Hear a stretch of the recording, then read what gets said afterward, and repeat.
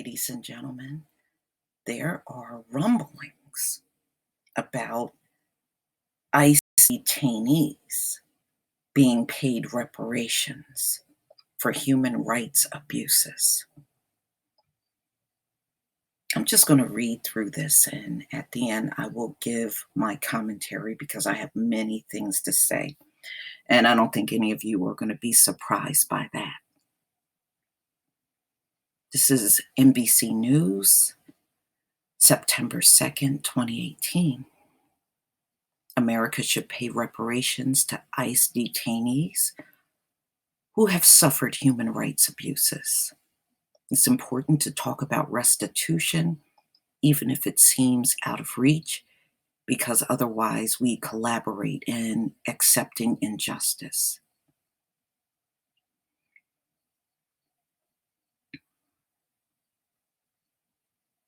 A 19-month-old Guatemalan child detained in March with her mother by immigration authorities in Texas contracted a respiratory infection and died 6 weeks after she was released. On August 28th, the child's mother announced a lawsuit against the city of Eloy, Arizona, which is the main contractor running the facility, claiming that the child's death was due to negligence and poor care. She's not alone in this belief. A recent Human Rights Watch report found that 8 of the 15 recent deaths in ICE custody between December 2015 and April 2017 were the results of substandard care. Under Trump, the United States has dedicated itself to harassing, tormenting, and violating the human rights of immigrants. Trump's policy of separating children from their parents at the border was greeted with such horror and outrage that he was forced to end the practice. But that's hardly the only violation. Women have reported being sexually assaulted by guards and personnel while being held in custody by ICE. The agency is also attempting to prevent pregnant women in custody from receiving abortions. Many of these abuses extend back before the Trump administration. Obama immigrant policies frequently had unjust consequences as well. But Trump's demonization of immigrants has certainly made things worse. In response to these abuses, advocates successfully forced Trump to end his official policy of separating children at the border. They've also they want to disband ICE. That's also part of what they're asking for itself. An agency that was only created after 9/11, but while ending bad policies is important and necessary, it will not do much to help people already harmed and traumatized. It's good that children are no longer being forcibly taken from their parents. For those children who already underwent periods of separation, the damage is already done. Even getting rid of ICE isn't much comfort to those who already been assaulted or mistreated in ICE custody. To really make up for the failures, the government needs to provide restitution to those it has injured. And it should start by offering an expedited path to citizenship for people in government custody who have suffered human rights abuses.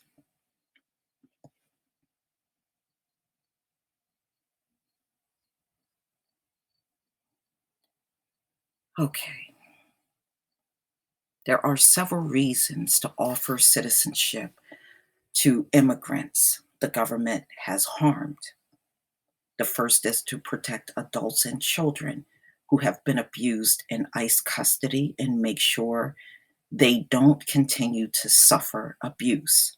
The government already provides a path to citizenship for crime victims, notes Belinda Hernandez Arriaga, a clinical social worker and assistant professor of marriage and family therapy at the University of San Francisco.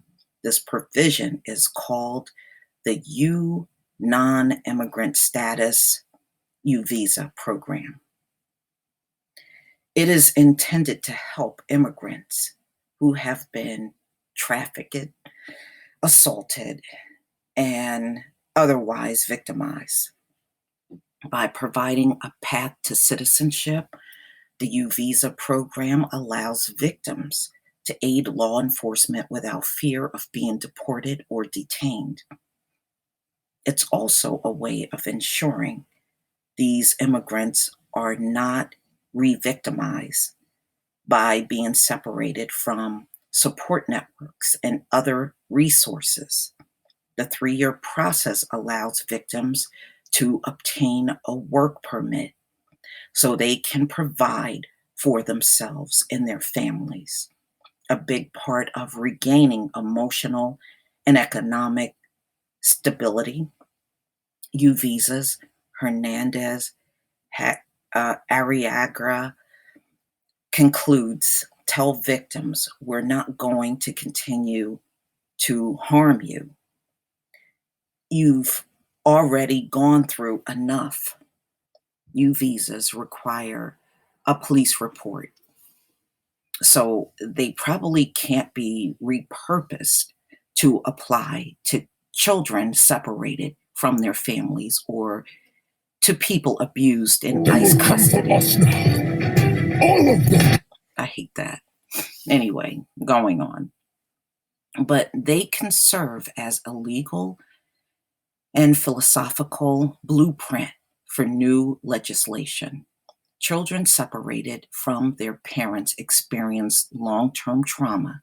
If the government inflicts trauma on a child, it should be responsible for that child's ongoing well being. Moreover, ICE has allegedly targeted critics of its policies for arrest. Granting citizenship to people who have been abused is essentially if they are going to be able to speak out in court or in public without fear of reprisal.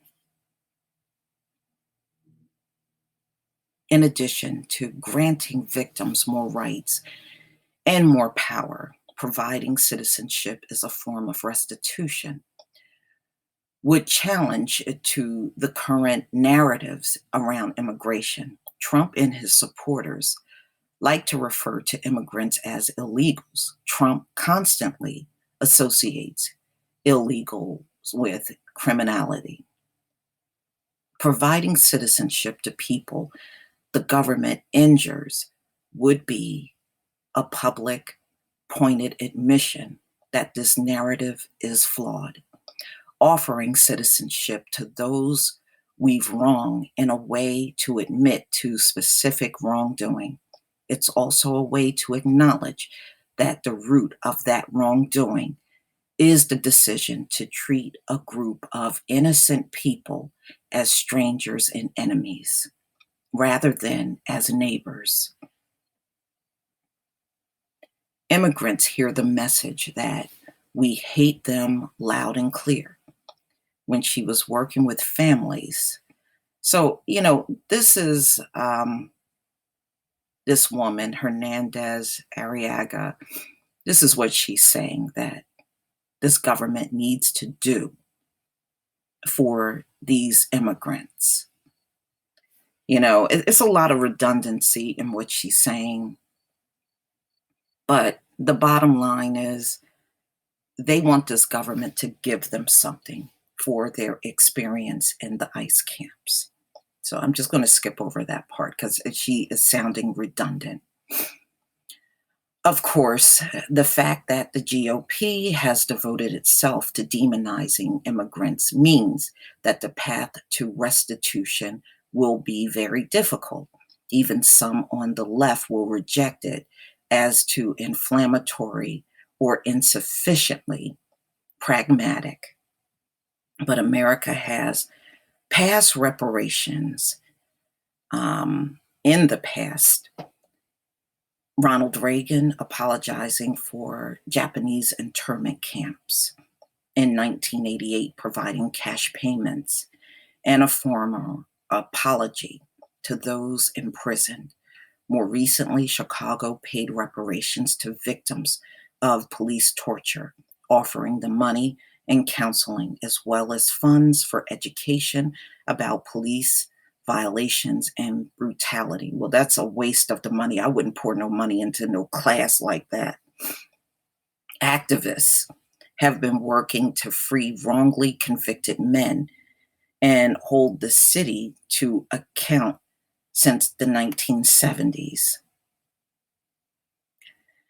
When victims and advocates allege police commander John Burge began torturing suspects, for years it seemed that Chicago would never admit guilt. But if activists had decided it was impossible, it never would have happened. It's important to talk about reparations and restitution, even if they seem out of reach, because otherwise we collaborate in accepting injustice. Part of the politics is figuring out the right thing to do. So we start taking the steps we need to take to get there.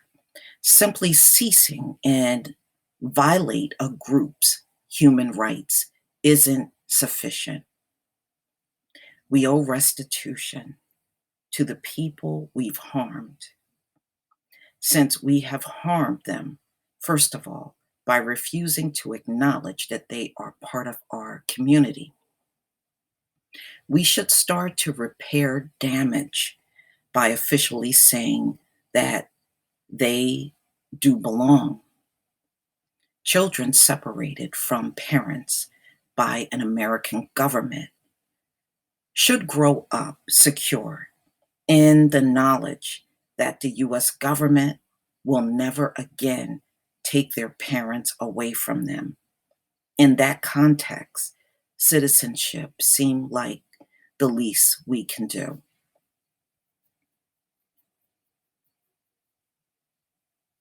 All right. Now I'm going to give my commentary. Ladies and gentlemen, I don't believe anybody should be separating families.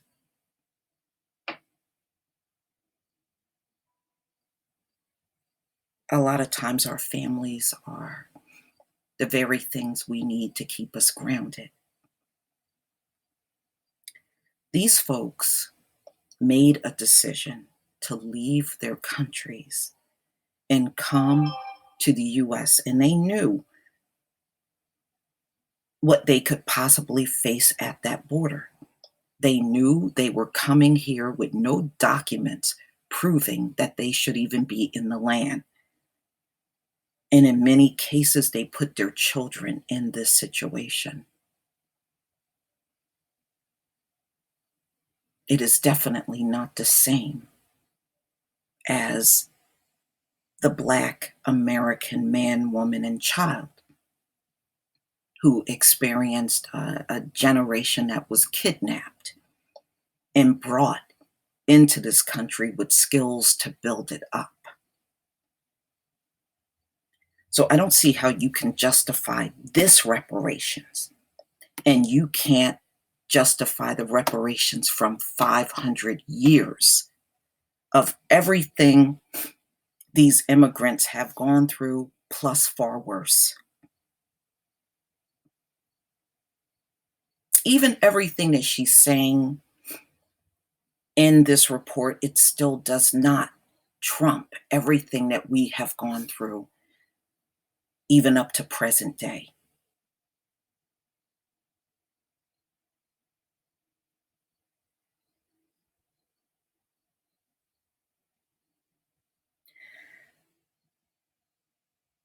Something is wrong when, number one, you came here illegally and now you're demanding reparations from a country that you should not have been in the first place. And you ever notice these illegals never fix up the countries that they come from?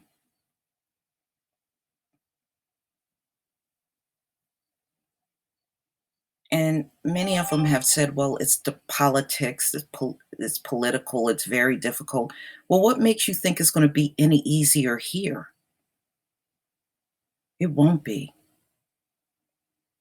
It won't. I think sometimes many of these immigrants are very unrealistic when it comes down to being here in the US. This government is not going to just give you things. You should know that by now. So I don't know who this Hernandez Agriera is, but she is very naive. As far as them being detained, we have never stopped being detained. You can go back 500 years all the way up to present day. The black man, woman, and child has never stopped being detained. We have never stopped being separated from our families. We have never been treated like citizens. We have been abused, beaten, raped, and killed by police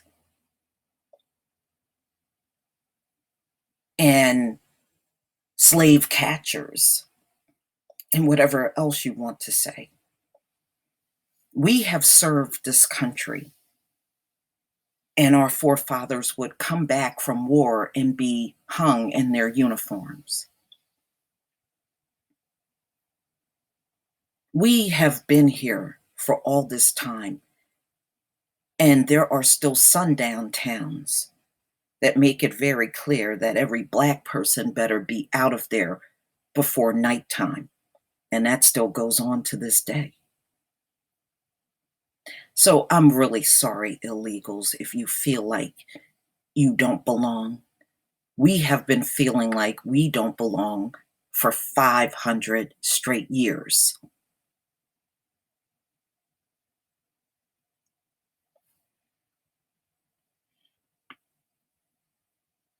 I do not believe these immigrants deserve reparations before the black men and women who offspring still exist in this country that built this country from the ground on up for no pay. I do not believe because they were separated at the border from their children that they deserve reparations over the black men, women, and children that were separated from coming off of the slave ship and never stop being separated to this present day through mass incarceration and other means, other cruel means, such as police shooting unarmed men who have families, planting drugs on us, and we have children. Now you're caught up in a system that you can't get out. We have police chiefs in this country that have unsolved crimes, and they tell their officers to go on the streets and pin any unsolved crime on a random black person, any random black person, because they know once we're caught up in the system, it's very difficult to get out. It's impossible for poor people to get out of the system. See, they got their system rigged up. It requires money to get out of it. If you are poor, tough luck.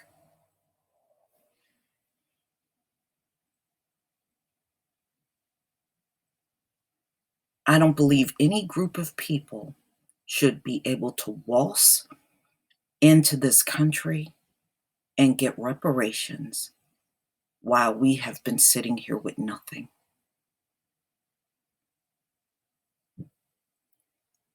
The difference is we did not get in our situation by choice. These folks had a choice to stay in their country or leave. And they didn't have to come to America. We're not the only ones that border countries. And I understand some of these people are running away from certain situations in their countries, but their situation is still nothing like ours at all. And I'm sorry they went through all of that, but what they have gone through still does not even begin to scratch the surface of what Black men, women, and children have gone through. Our children are being sabotaged every day through education in this country. We are being put through a slow death with the GMO foods. And to this day, you can't live anywhere you want in America, ladies and gentlemen. Let's be real. There are some people and some neighborhoods in this country that don't welcome us. It doesn't matter how long we've been here, how hard we worked, and everything that we've achieved. Plain and simple, they don't want you here. And then, you'll hear things like go back to Africa. Well, many of us are looking at that. But here's the thing. If you want us to go back to Africa, the only rightful thing for you to do is get your people out of Africa ahead of Black people from America going back to Africa. That's only fair.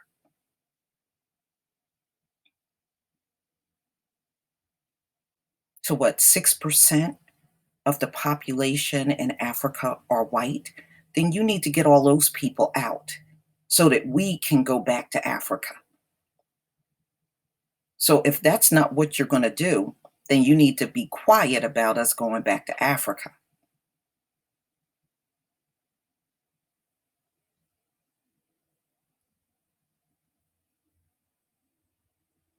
We not only built America's economy, we built the world's economy because all of the goods that we picked out of those fields went worldwide, and America got paid by all of those different nations that they traded with. So we created the economy for the entire earth just from the hard back-breaking work from those fields. And you profited in all those trade deals with what my forefathers picked for free.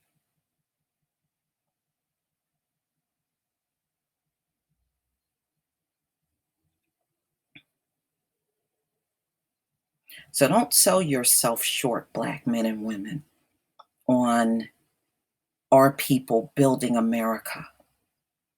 Our people build many nations on the face of this earth from our labor. And there is no one advocating to NBC News that we should get reparations. But these are the same people that want us to view them as good people. And obviously, having a Black friend has not influenced you to do the right thing. So what's the point in having them? Please leave your comment and subscribe. Don't forget to hit on the notification bell. And ladies and gentlemen, I will see you on the next video. Peace, family.